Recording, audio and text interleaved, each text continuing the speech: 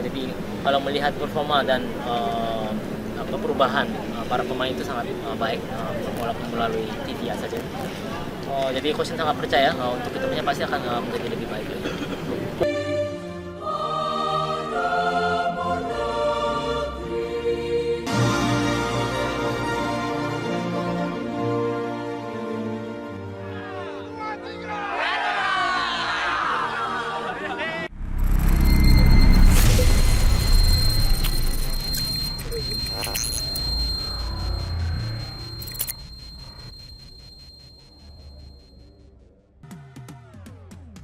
Timnas Indonesia tidak boleh pakai Stadion GBK di Piala AFF 2022.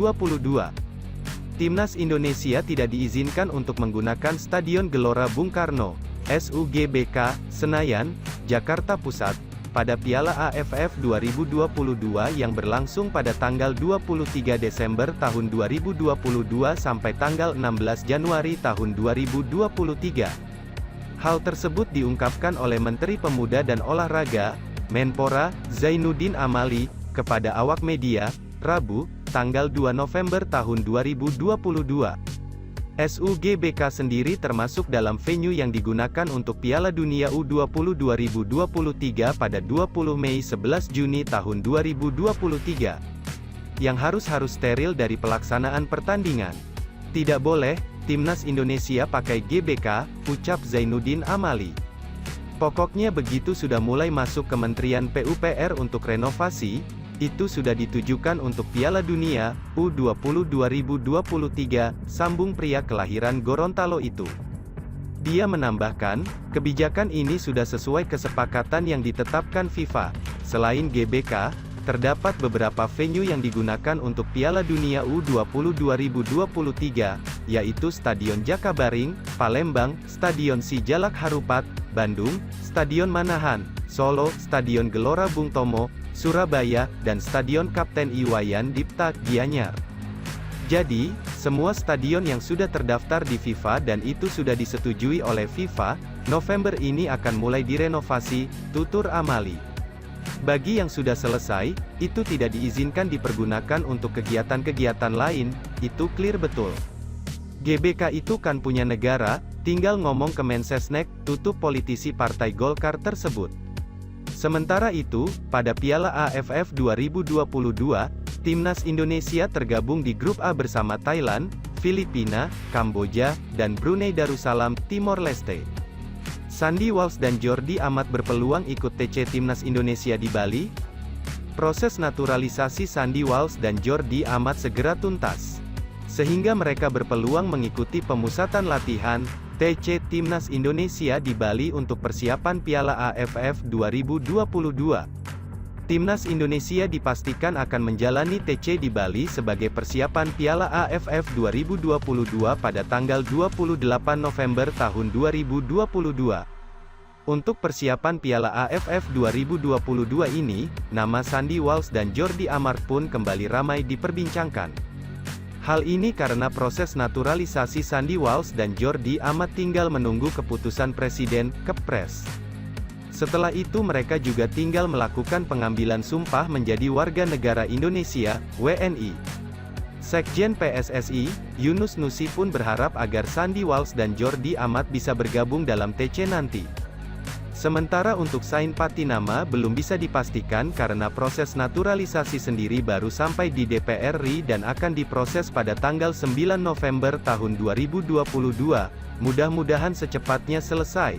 Kami juga berharap mereka ikut pemusatan latihan di Bali nanti, ujar Yunus Nusi kepada awak media termasuk bolasport.com, di Hotel Sultan, Jakarta, Sabtu, tanggal 5 November tahun 2022. Lebih lanjut, Yunus Nusi mengaku belum tahu kapan pastinya Sandy dan Jordi bisa segera memegang paspor Indonesia. Ia mengaku masih menunggu dan berharap mereka segera disumpah dan bisa memegang paspor Indonesia. Apalagi Timnas Indonesia akan berlaga di Piala AFF 2022 pada 20 Desember 2022 hingga tanggal 16 Januari tahun 2023. Tentu saja, kualitas mereka dibutuhkan oleh skuad Garuda. Namun, Yunus Nusi mengaku tak bisa berbuat apa-apa kecuali menunggu. Kami sedang menunggu, mudah-mudahan cepat beres, nanti ada keputusan dari Kemenkumham untuk mereka, tuturnya. Sementara itu, proses naturalisasi Sandy Walsh dan Jordi Amat sendiri sebenarnya sudah dilangsungkan lama. Akan tetapi, semua itu membutuhkan proses panjang, oleh karena itu, hingga hari ini pemain yang berpaspor Belanda yakni Walsh dan Spanyol untuk Jordi Amat tersebut belum mengalami perubahan, sebab proses administrasi mereka masih berlangsung dan belum tahu kepastian kapan tepatnya mereka menjadi WNI resmi.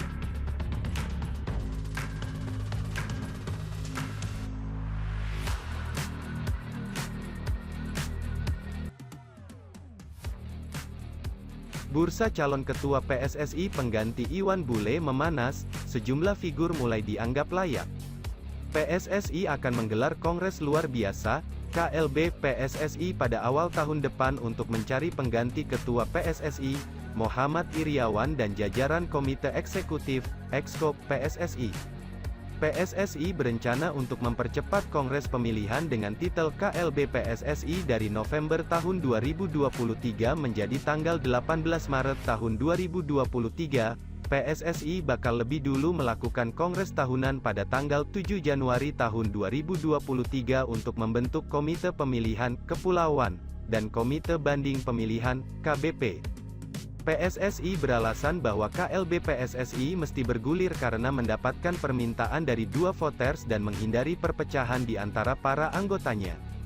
KLB PSSI bakal membuat Iriawan alias Iwan Bule dan gerbong Eksko PSSI periode tahun 2019 sampai tahun 2023 lengser dari jabatannya.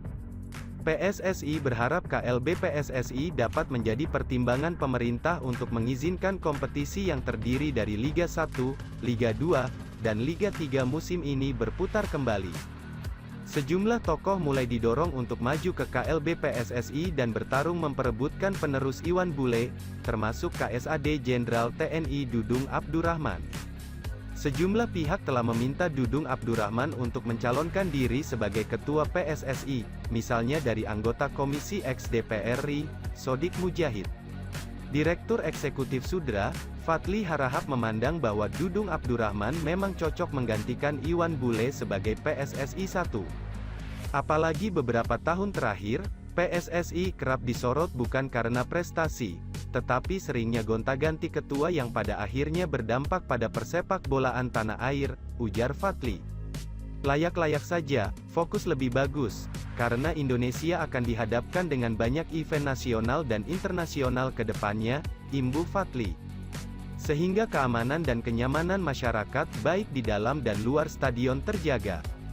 Tentunya dengan digelarnya KLB PSSI akan menghasilkan pemimpin yang mengerti dan paham aspirasi itu, jangan tiap tahun ganti ketua, jelasnya. Selain Dudung Abdurrahman, nama-nama seperti Ratu Tisha, Kaesang Pangarep, Erick Thohir, hingga Azrul Ananda juga disebut layak memimpin PSSI. Meski telah mundur sebagai Sekjen PSSI dan menghilang dari hingar-bingar sepak bola Indonesia, Ratu Tisha masih menjabat menjadi Wakil Presiden AFF sejak 2019.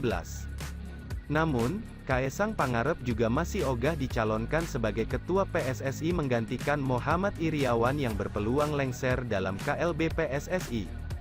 Saya menyatakan KLB bukan berarti saya mau menjadi Ketua PSSI, saya mau fokus persiapan untuk pernikahan, ujar Kaesang Pangarep di akun Twitternya, @Kaesang pada tanggal 25 Oktober tahun 2022.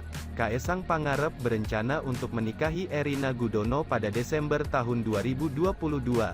Setelah menikah langsung mencalonkan sebagai ketua PSSI. Cocok, kata netizen. Tidak, saya mau honeymoon dulu, balas Kaesang Pangarep.